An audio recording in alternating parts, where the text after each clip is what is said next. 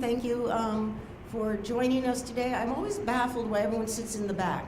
I don't understand that, if there are so many seats in the front. But in any event, it might be shyness, something I don't seem to suffer from. But in any event, I want to thank you, Dr. Qureshi, and thank you for giving our school this opportunity. And I am delighted to introduce to you Professor Jeffrey Raven, who is also the director of our post-professional degree in Masters of Architecture in Urban and Regional Design. Jeffrey came to us 2 years ago. Jeffrey came to us 2 years ago, was teaching some courses at Columbia, and I knew right away that with Jeffrey we would find new horizons to complement what our program already has, and a great intellect and someone very committed to research. And Jeffrey is internationally known. He is asked and has been asked to speak in China and in India, throughout Asia. He has an intimate relationship with France. He's spent a lot of time in France, and has done wonderful things so far for our program, including raising our enrollment, and the level and quality of the student has been ratcheted up, which we all like. We've integrated and kept parts of the old program, which was more formal. This has a sort of a more this aspect of our program has a sort of a component of sustainability and an awareness to the environment. But we have complemented it with parts of our old program. For instance, students went to Milan this year and spent a week studying the urban fabric in Milan with one of our other faculty members. But mostly, I want to compliment Jeffrey, and I'm delighted he's with our school. And I also have to acknowledge to you that Jeffrey just recently was awarded the FAIA, which is a Fellow of the American Institute of Architects. And this is a very prestigious award, and I think this year there were 119 people nationwide who were given this honor, and he will be invested in Atlanta in May. May? Yeah. May. In any event, that is a tremendous accomplishment for him. I actually was awarded this in 2013, and Frank Rook, my associate dean, was also awarded it this year. And this is not to take away from Jeffrey, but what's really important, they had a ceremony downtown in New York.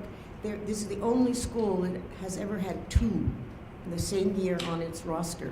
And that speaks to our school and what we do at NYIT. Congratulations. And the only other thing I want to say in welcoming Jeffrey is that Jeffrey has included midway, I believe, through his presentation, which you will see that I leave, and I apologize deeply. I have to meet with some students myself, so that is the only reason, students. But in any event, Jeffrey has invited one of his graduate students to assist and participate at some point in this presentation, because Evelyn, and it's important, as Dr. Qureshi said, that we include our students in these events in our success. So thank you all. Thank you. Thanks.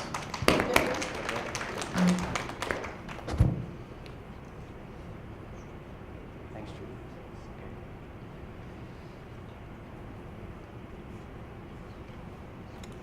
Hello back there.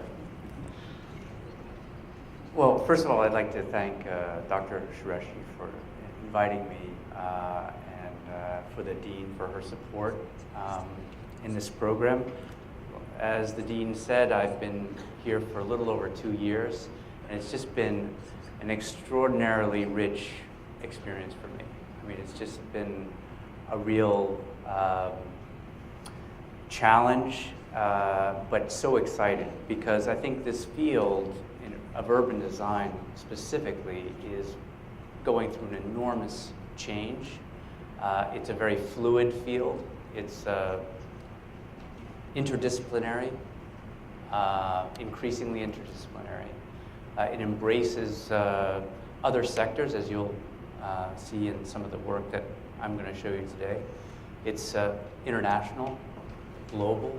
So we're very pleased to draw from students from all around the world, and presumably they'll go back to their home countries with some of the lessons that we've imparted on to them. So the focus of the presentation today is I'm going to talk a little bit about sort of my background, just so you get a chance to know me a little bit better, and the sort of trajectory that got me here. Some of the challenges that cities are facing with respect to climate change and sustainability. Some of the building blocks around urban climate that would be important to describe. A little bit about research turning into action. So planning process is also a point. And then kind of my work on creating research in the sort of resilient, sustainable urban design field, applying that research through projects that I actually have done, because I'm coming out of a strong practice background. So I'm bringing actual real project experience to this field, and then disseminating this research through either knowledge transfer work that I've done all around the world, or through the work I was doing at Columbia and now at NYIT. And then we can talk about next steps and opportunities for looking to the future at NYIT, and possible opportunities to collaborate across disciplines within the university itself. So just on my background, so I really come out of a research-driven practice background. I, for many years, was working for large international planning and urban design companies, and rose to become a director of sustainability and urban design. And now I have a boutique firm which does consulting work, and also here, I don't know if you can see from way back there, but some of the consulting work I've done is around low carbon communities. You have Masdar in Abu Dhabi, where when I was director of urban design and sustainability at a large company, I was working on that project. I've done a lot of smart growth town planning in and around the New York metropolitan region, including working at the Regional Plan Association, which is a think tank, a regional think tank in New York, in the New York region. I've done also building scale work around LEED accreditation, green buildings work, and did a project in downtown Brooklyn that I'll be talking about in a moment. But also, the research part of my practice has been around developing sustainability guidelines for American cities. So I've done quite a lot of work with government and NGOs on this matter, and I'll talk a little bit more about that. And then just published there was a publication that just came out in 2014 called Shaping Resilient Cities in China, India, and the United States that I wrote, and this came out of Project East, which is a European Union initiative working with between European and Chinese and Indian experts. And then just a lot of knowledge transfer and capacity building work that I've done through either United Nations, World Bank, UNDP, ADB, Asian Development Bank, and then some of the universities as well.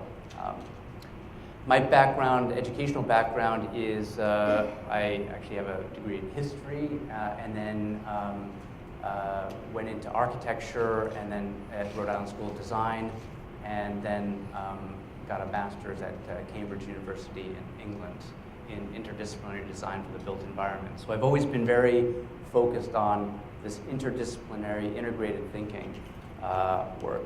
So just, earlier in my career in practice, this is the project in downtown Brooklyn, I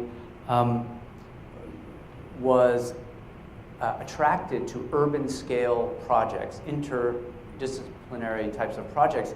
And I realized through the Brooklyn project and this project in the South Bronx, which I also was the coordinator for, that there are powerful forces that are at work in the city that are coming from other sectors, political sectors, large engineering firms, obviously private sector, that are really shaping the city. And in fact, the architecture community has a minor role in this sort of, in the forming and the shaping of these urban districts.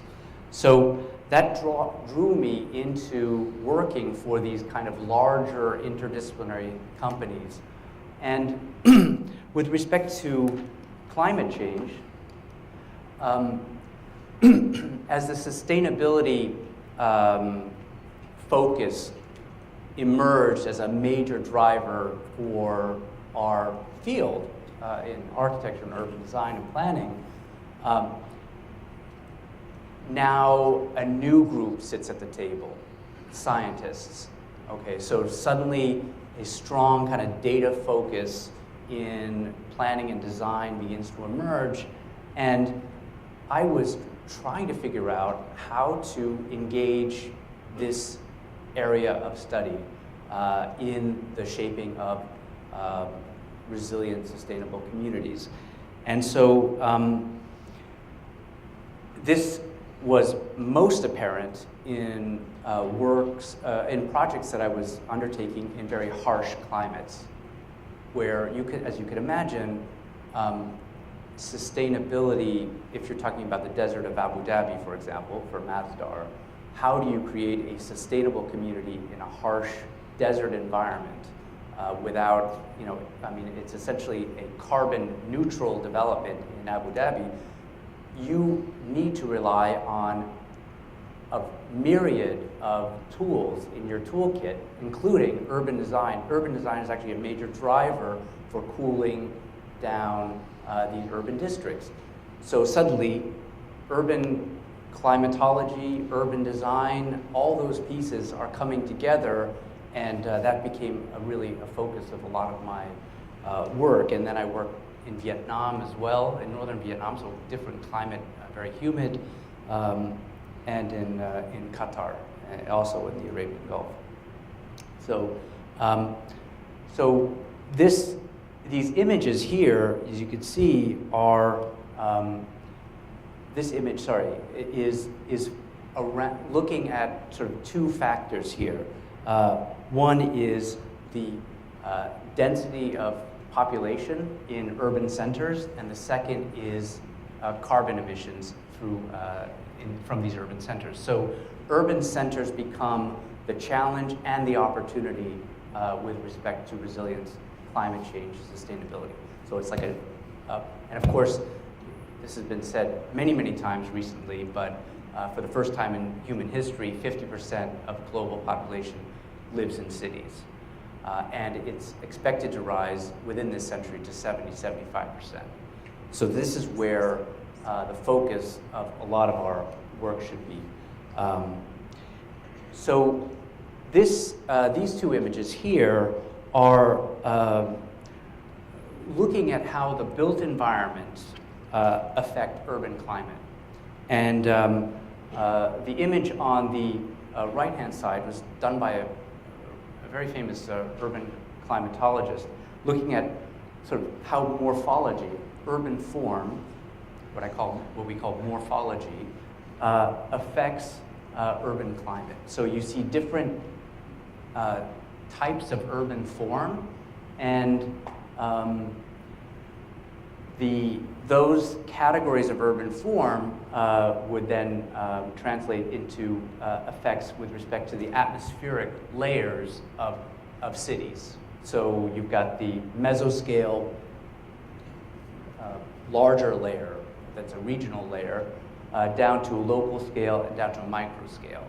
And so how we operate as planners and designers at these different scales will drive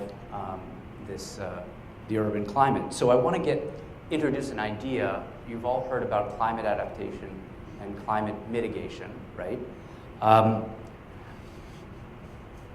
We're doing a lot of research now on this notion of actually combining the two in this notion of adaptive mitigation.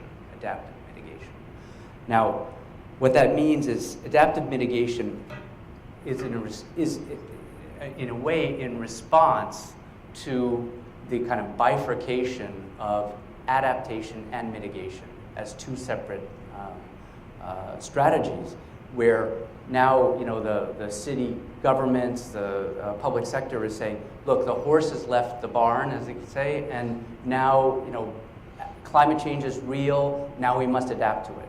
So let's bring in the emergency systems to deal with sea level rise. Let's really look at adaptation as the source of our investment.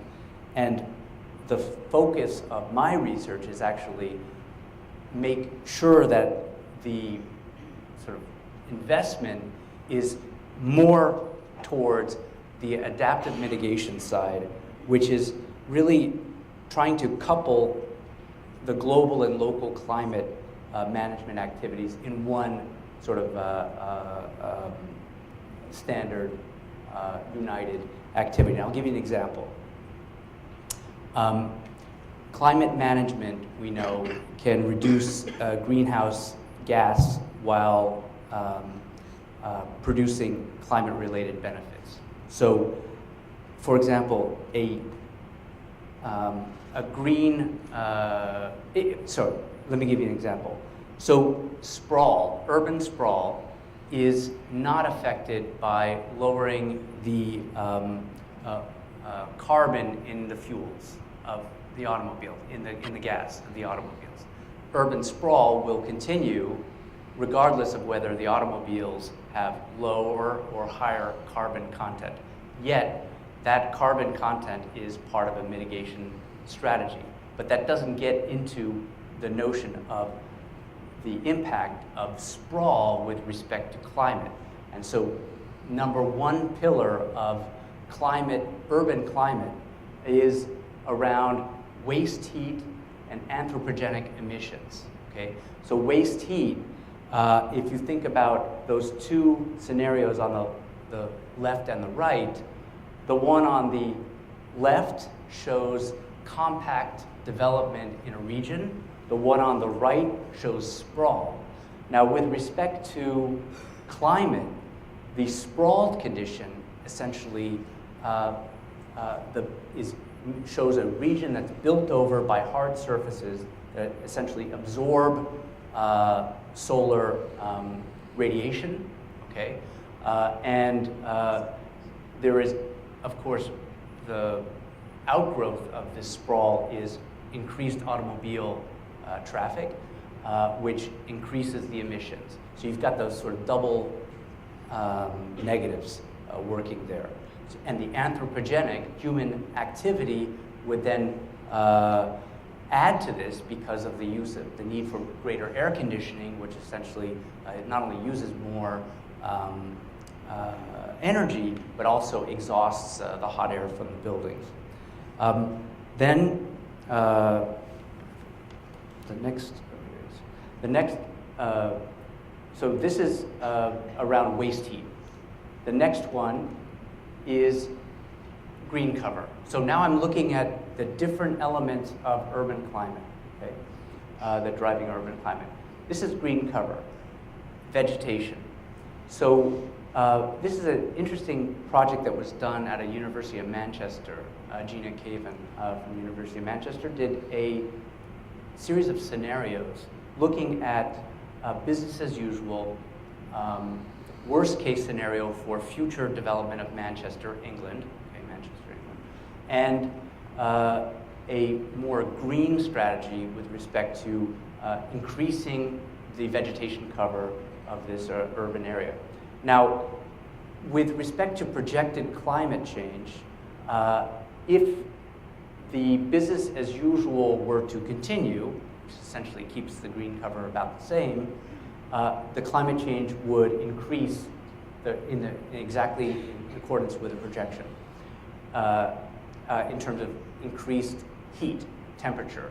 Okay, with high development, 4% green space, so you're reducing the green, the temperature increase would be considerably greater than the projected typical temperature based on the current vegetation. But if you were to increase the green coverage of Manchester by 34%, essentially what you would end up doing is flattening out the projected temperature increases to what it is today, which is really an extraordinary value proposition if you think about it with respect to the entire series of sectors that would be affected, from public health to energy, those kinds of sectors, and not to mention the co-benefits of vegetation, which are in the areas of stormwater mitigation, of course, as we were aware, and increased quality of life, park spaces, linear parks for non-motorized transportation, that sort of thing. The third factor in urban climate is surface reflectivity. Now, many of you have heard about white roofs and green roofs and that sort of those kinds of techniques. And again, there are some co-benefits to that with respect to increased vegetation, habitat availability with respect to green roofs, but also keep in mind that this is not a one-size-fits-all solution. Obviously, if you're living in Alaska, you are actually, you don't necessarily want a high albedo, you want maybe a low albedo to increase radiant heat in effects in the city. Okay, so this is but one thing to mention, if you see that little image with the fellow in the red there between the buildings, is that the key performance indicator is the felt temperature at the street level. So if you whiten the roofs and the roofs are cooler, does that mean that the person between the buildings is feeling that better effect? That's a big question. So that's really where a lot of the focus should be instead of at the roof level. And then the last factor in urban climate is driving urban climate is morphology, or three-dimensional urban form. And of course, that's kind of the sweet spot of urban design. And this is a series of a catalog of urban forms that were generated by urban climatologists to look at and test the benefits of these forms with respect to urban climate. And we'll get into a little bit of that later. I want to show you then some of the research that's been done with respect to the planning process. So I've shown you the research in terms of the factors driving urban climate. And now this is a set of some research that's come out of Germany by Lutz Kachner in Kessel, who I'm working with on the assessment report for climate change in cities. And he's showing some climate mapping strategies that would bring this kind of analysis into a much finer grain level of detail.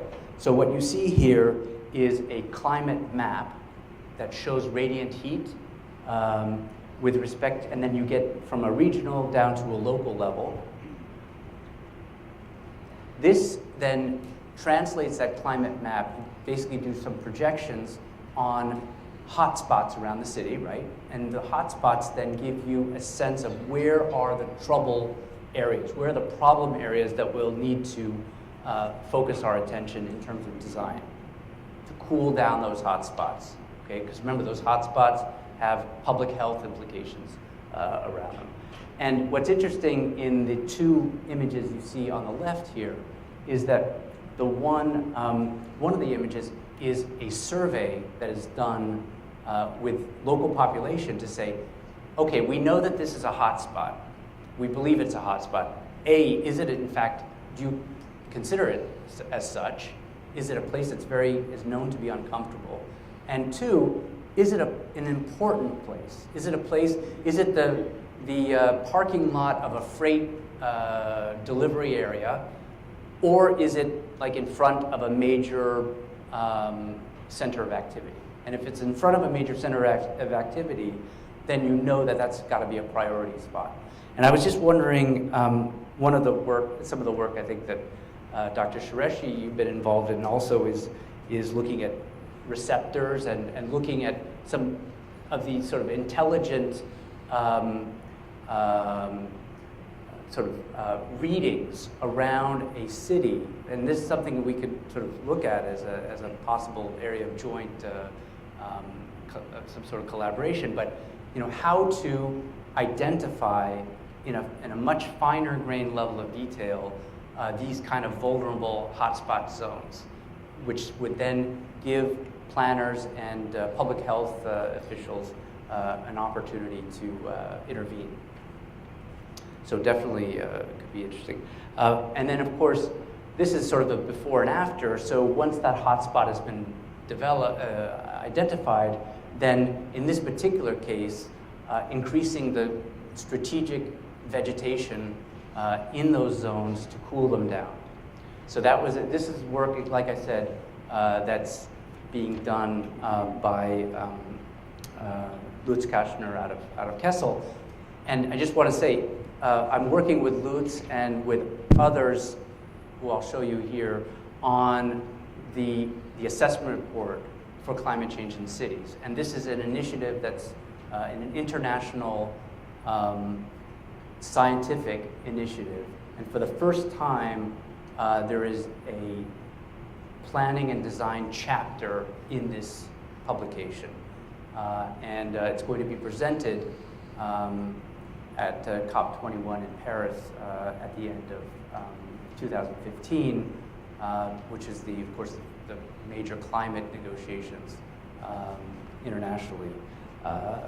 And this essentially, what it does is it provides the most current thinking on urban climate with respect to public health, energy, water, etc. And my section, I'm coordinating lead author for the section on planning and design. So Lutz is working on one of the sections within my chapter. The work that's coming out of Hong Kong, Edward Ng's work out of University of Hong Kong is also in the chapter. And he's been doing a lot of work on urban ventilation in a kind of looking at retrofitting dense urban areas, which of course is very relevant to New York City as well. And here looking at introducing urban ventilation corridors into the heart of Hong Kong. Hong Kong is walled off, as you can see from the water. So the work there is a retrofitting type of work. And he's actually providing a case study in the chapter on Hong Kong. So with respect to some of the research I've been doing, a lot of it has come from developing design guidelines and planning guidelines for urban centers. So I've been working on something called STAR communities, which is developing a rating system, a sustainability rating system for American cities.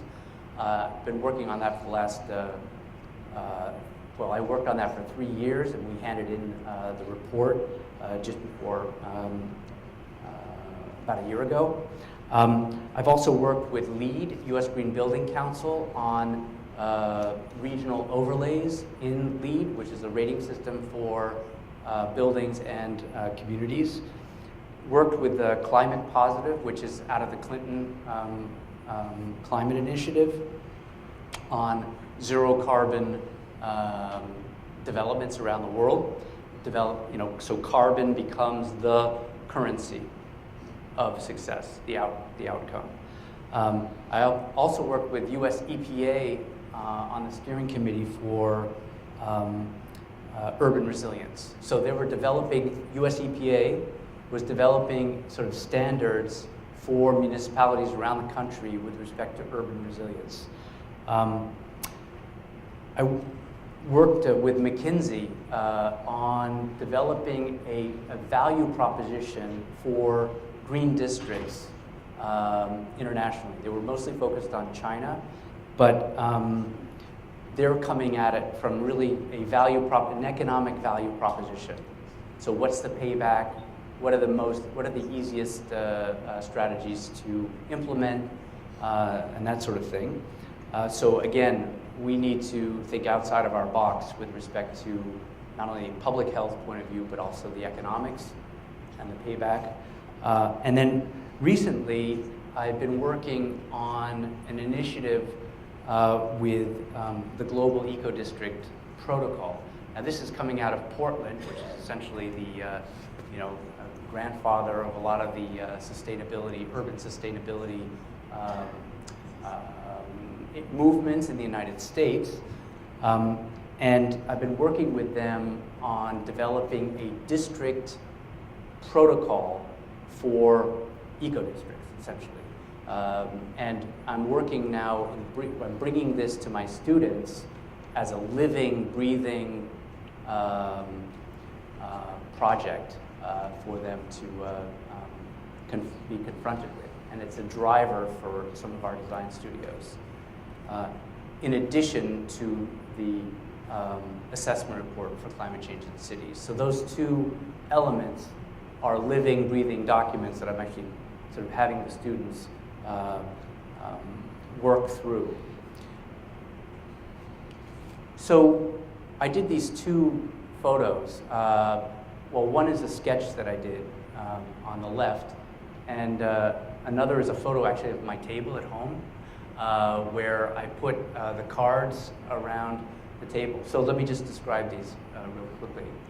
Again, they're very much about integrated, cross-disciplinary approaches. So the one on the left was really focusing, I did this while I was working on star communities. So how the different spatial scales, because these are all different spatial scales, right? How the desired outcomes around sustainability works across each spatial scale, and how that desired outcome is tied together across the spatial scales. Like each spatial scale has a set of systems, right? So a building system versus a neighborhood system, district system, urban scale system, regional system. These all are handled oftentimes by specialists who have tools that are specific to their spatial scale and to the systems that operate in their spatial scales. So how to somehow bridge across those different systems and spatial scales. And the one on the right is, I wrote the green infrastructure piece for star communities. I co-wrote it with someone from the Center for Disease Control in Atlanta. And the card in the center, if you could imagine that these cards have all different colors, right? These cards have all different colors, and each color represents a sort of broad, let's say, pillar, if you will, around urban sustainability. So one color might well be around environment, another one might be around economics, another one might be around equity issues, another one might be focusing on sort of housing, those kinds of colors, right? So the one in the center is the specific focus of my work, which was on green infrastructure. Okay, that's the card in the center. Now all the cards around there with the different colors are either closer or further away from that card in the center. Now each card represents a particular strategy,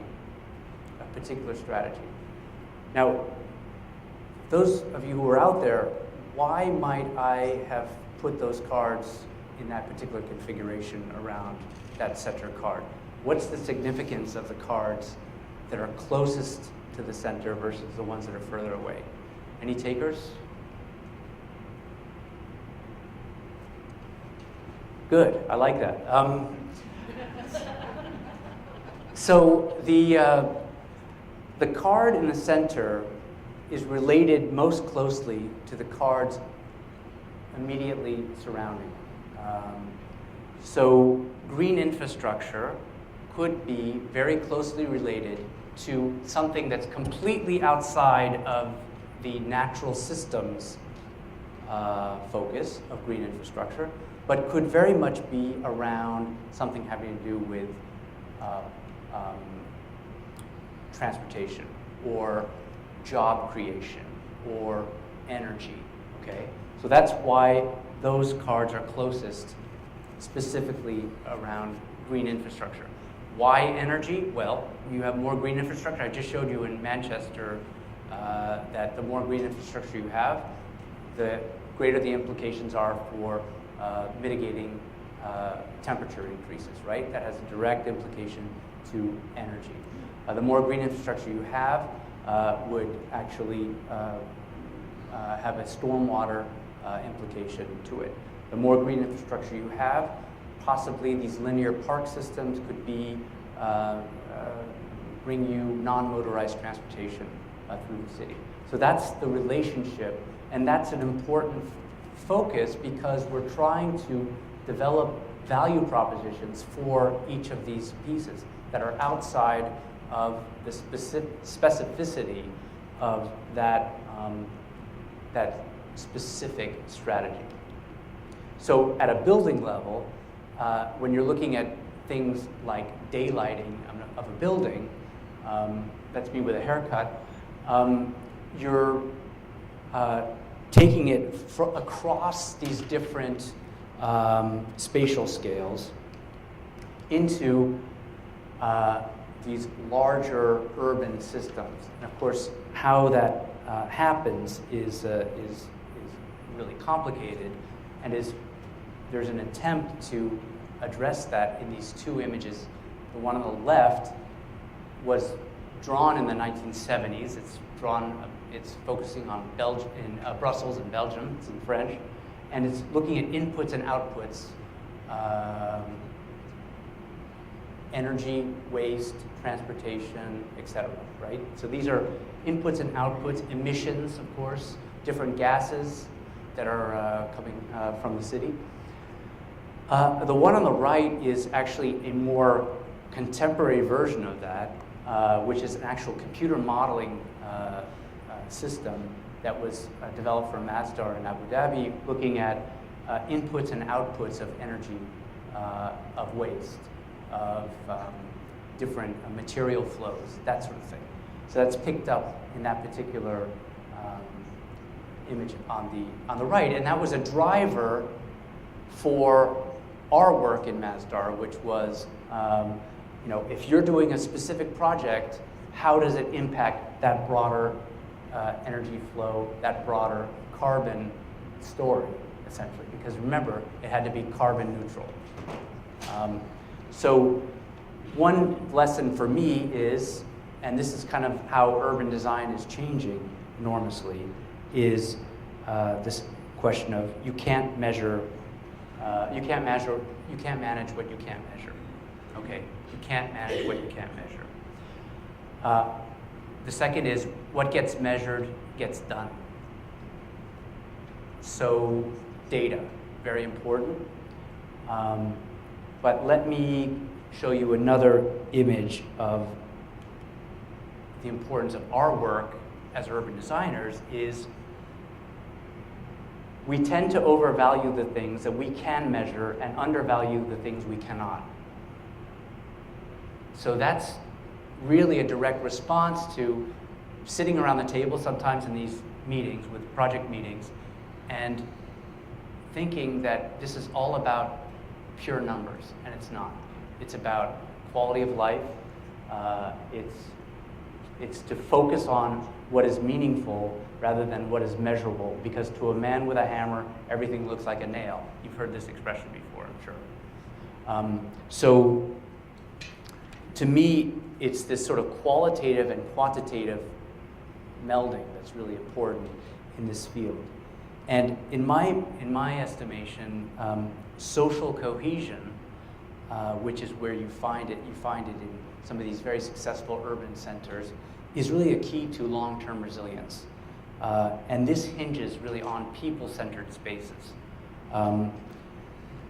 So these are two images, one in India, in Raipur, where I was doing a project, and also outside of Shanghai, in older town outside of Shanghai, really that have that sort of people-centered, those people-centered spaces that are being threatened by massive development, urbanization, et cetera. So these are examples of some of the work that I was doing. This is a project I did in Vietnam, where we are expanding on this kind of placemaking principles to include broader resiliency goals, comfort, demand reduction. Those are the kinds of areas of focus of our work, and that translates then into this image that I drew, which is looking at green and blue fingers coming through the heart of the city.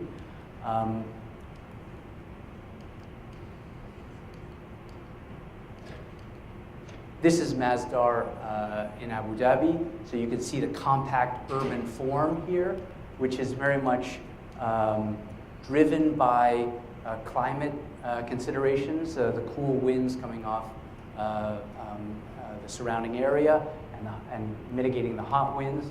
The urban grid being driven by the characteristics of the desert. The different profiles of street scenarios around heating, cooling, nighttime, daytime temperatures, because there's a diurnal effect in the desert. And this is very interesting here. It's really looking at kind of the importance of post-occupancy evaluation. I mean, a lot of us do kind of scenarios and all that sort of thing. The question is, how is it tested? And this is an actual test of a district in Masdar that has actually been built, showing the temperature variation from downtown Abu Dhabi which is on the left, which is very hot that day. I think it's 52 degrees centigrade, 52, and 37 centigrade in the heart of Masdar. So the difference of temperature is a direct sort of outcome of this work. This is a project I did in Calcutta, India, looking at these kind of passive strategies to cool down development in this area, looking at using radiant strategies, cooling breezes, mitigating stormwater, and then these are a series of images showing different projects I've worked on in around New York. These are people-centered spaces. This is one in Qatar, and these are different sort of focuses on low-impact development, passive strategies. This is one on Newark Airport, which is the hottest. Airports are traditionally the hottest places in a region, and then these are a mixture of Vietnam and India. And then these are transit-oriented development strategies, compact development, TOD types of spaces. This is the project ARC3, which is the assessment report for climate change in cities that I've talked about. We're now going to do the second version of this with a planning and design chapter. I am deeply, deeply involved in this, and it's like practically drowning at this point on this, in this work, but it's fascinating. Now I want to just talk briefly about some of the students' work, and I wanted to invite Evelyn Thomas to come up just to say a few words about some of the work that the students are doing that incorporates some of this research. So just several parts. We develop a catalog of urban morphologies, of urban form. We test it, and then we have certain scenarios that we put in place. So perhaps Evelyn, if you step to the microphone. So this semester we are mainly focusing on climate-generated urban forms or urban morphology. We are looking at some of the historical examples that is all around the world, and I'm mainly looking at this example of Yemen, Shibam in Yemen, as one of my precedent studies, case studies, where I'm doing a research on various building typologies, the natural ventilation systems, daylight factors, etc., and how these different type of cluster developments or density scenarios can actually work on a different region. So by drawing out some of the urban design strategies and planning, there are a few design guidelines that we've come up with on a very elementary scale, that very simple and straightforward to understand when it comes for, and it's very useful, and it could be used by local communities or stakeholders. So this slide, as you can see, this image is mainly just a simple, straightforward image about the different elementary framework composed of generic urban form, patterns, and morphological indicators. And there are patterns categorized for climate resilience to generate regional scenarios. Now, this is about the different height variations, the building roughness, and building typologies, and how they can if we retrofit them in a certain way, how these different ventilation systems could work better. So, like you can see, these are the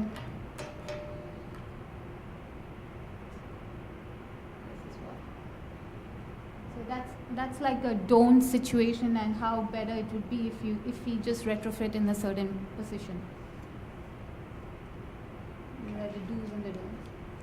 And this is again the natural ventilations, where but just by introducing an open space, and we can avoid the urban void and no congested building masses, and avoid building blockages.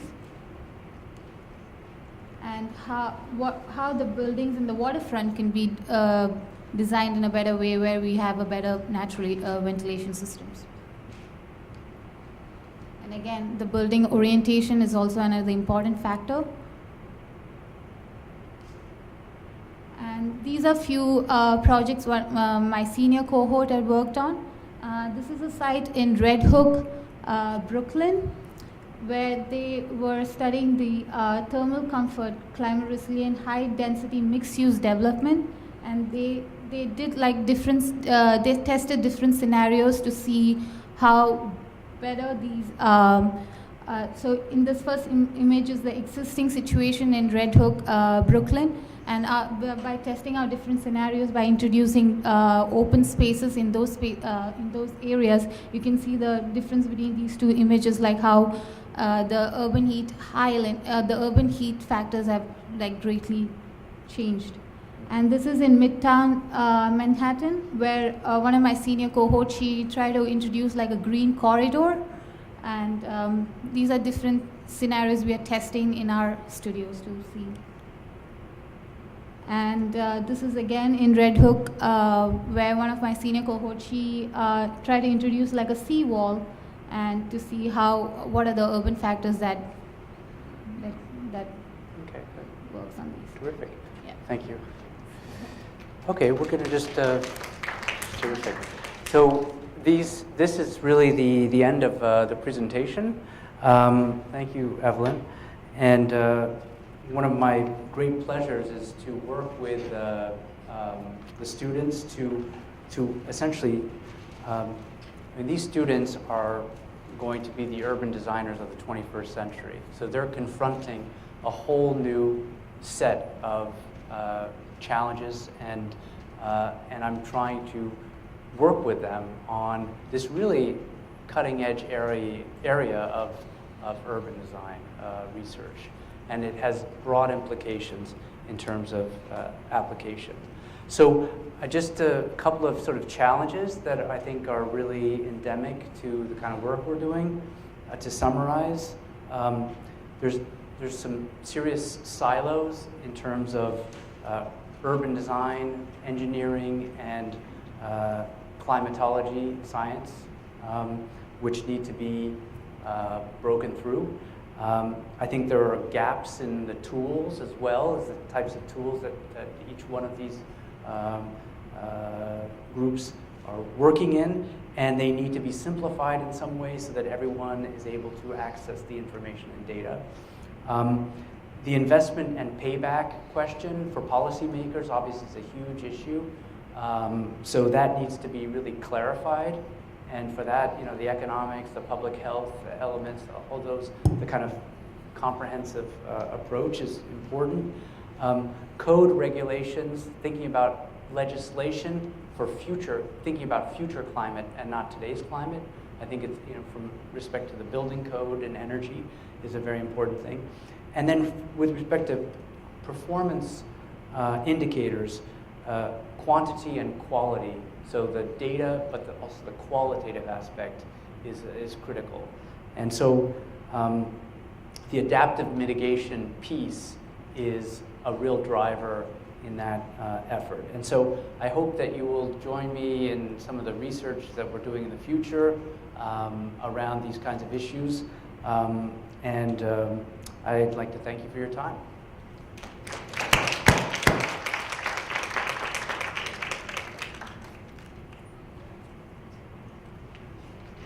Thank you, Jeffrey. Thank you so much for waiting. This is time for questions. I know I was listening and I came up with a zillion questions, but let me first see. Are there questions from the folks?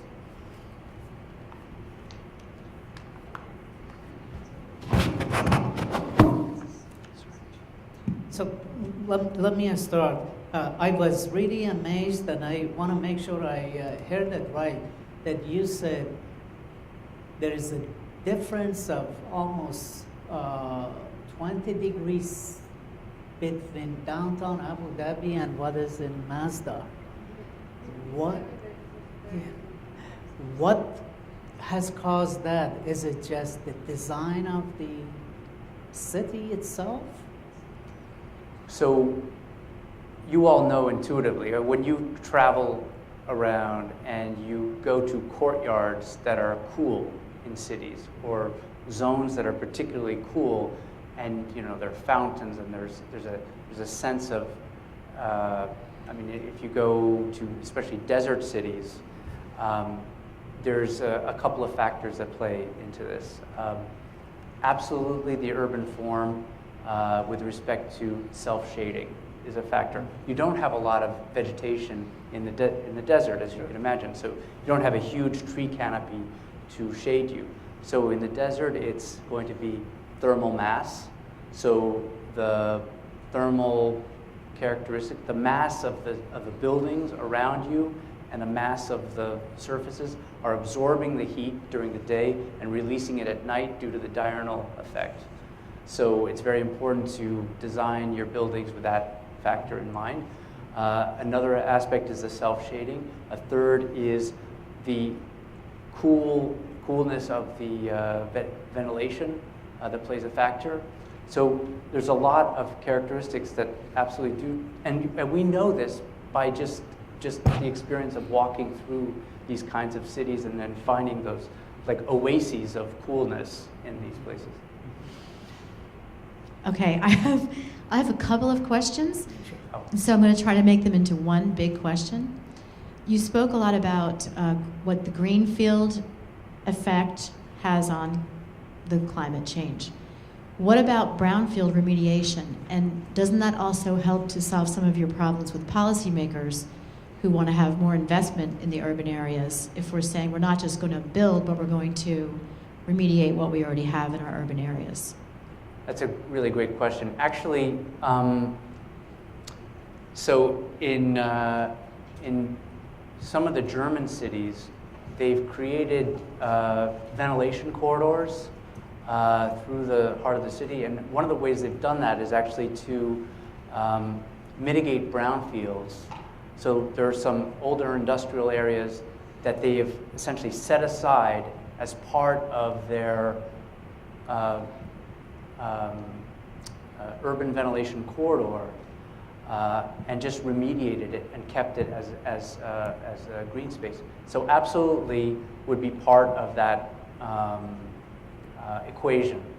And of course, if you remediate brownfields, you're also potentially bringing additional vegetation into it. There's also, with respect to stormwater, sustainable urban drainage systems, things of that nature definitely play a role for sure.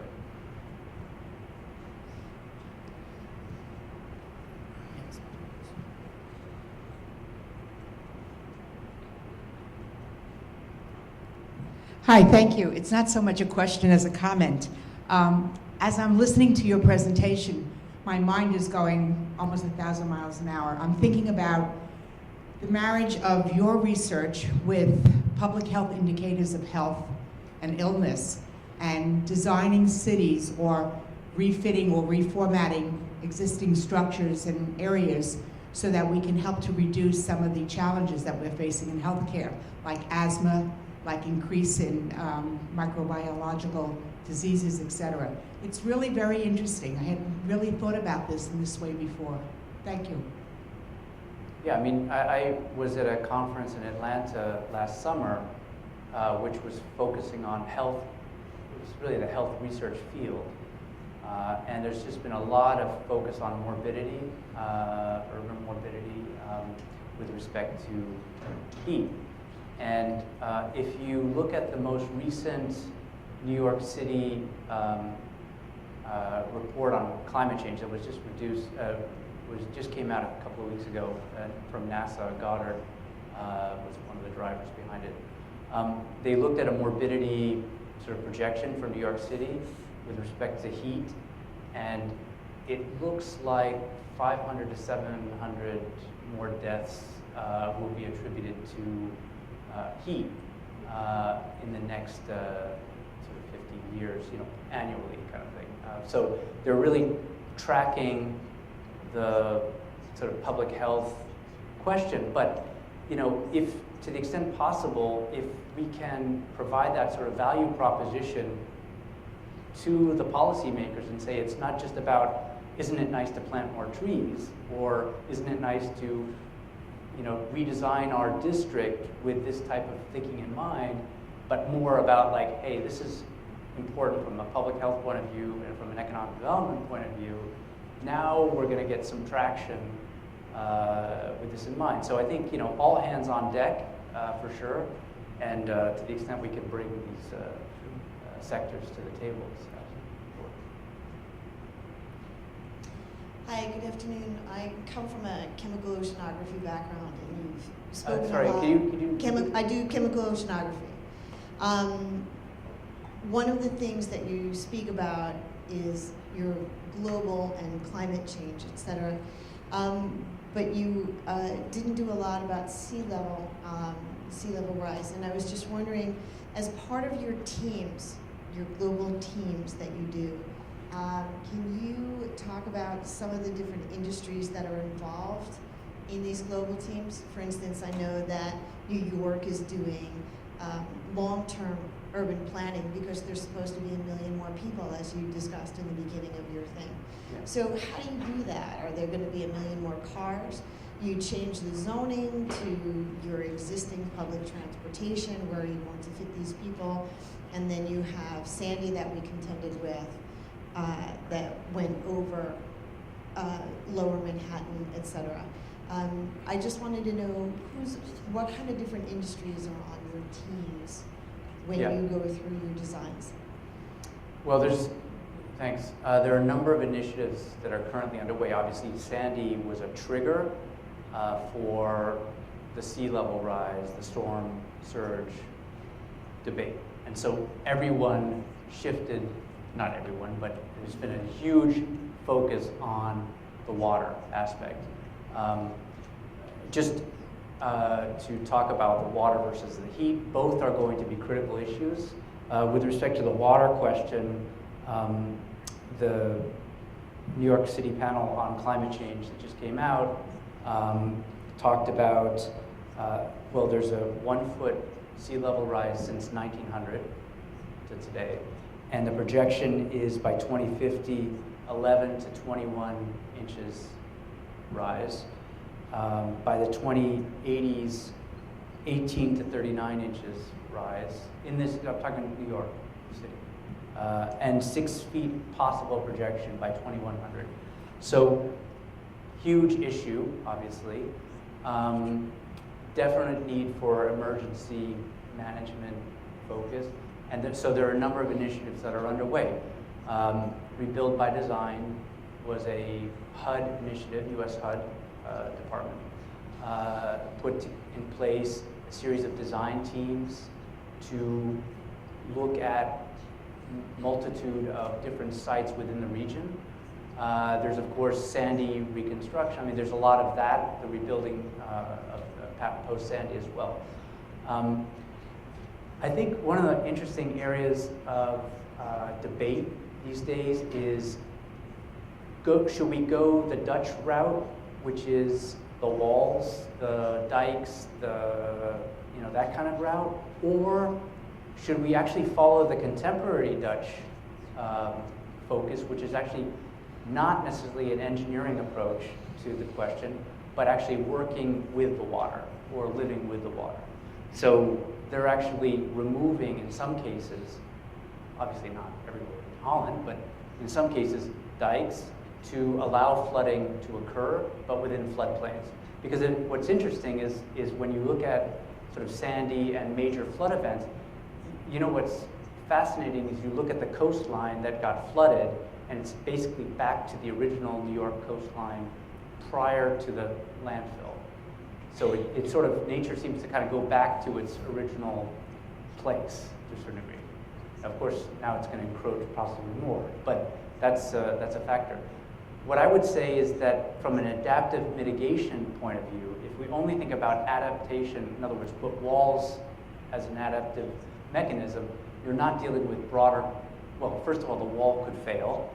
And then secondly, you're not getting a kind of a win-win situation where the quality of life of additional stormwater, urban drainage systems could also bring you more vegetation, better quality of life within your urban districts, allow for some flooding to occur, but maybe marshlands that increases habitat for local birds. I mean, so that you're really starting to look at a much more natural approach to this problem. And of course, yes, emergency is critical in some cases. Erecting walls is part of the solution. But that's an interesting kind of paradigm discussion that's happening. Well, I know it's getting close to 2 o'clock. I had one question. I'm going to ask the question, but you don't need to answer it because I know people want to leave. My question was, what can we learn from the historical buildings? Because hundreds of years ago, there were no air conditioning systems. But the buildings were designed, I can talk about even my hometown, mosques that were designed, and they were the cool places that people went and spent time during the summer, and then the opposite in the winter. Absolutely. So, well, I could answer quickly, is that, I mean, the coast of Iran, for example, along the Persian Gulf, has a lot of the wind towers that are very famous for bringing natural ventilation into the heart of the districts or courtyards, etc. the use of evaporative systems within the wind towers actually was part of that cooling process. The use of thermal mass, I mean, in the case of Yazd, Kerman, I mean, these kind of great cities was critical. And of course, the Persian Gardens, which is like an oasis in these hot, arid areas. So that's why my students actually are looking at these historical prototypes. And so Evelyn was talking about Yemen, looking at this high density, old city in Yemen, those famous Yemenis cities, are really terrific examples of how to do essentially engineering without engineers or architecture without architects. Great. Let's again thank Jeffrey and also Ellen for the great presentation. Thank you. Thanks for inviting me.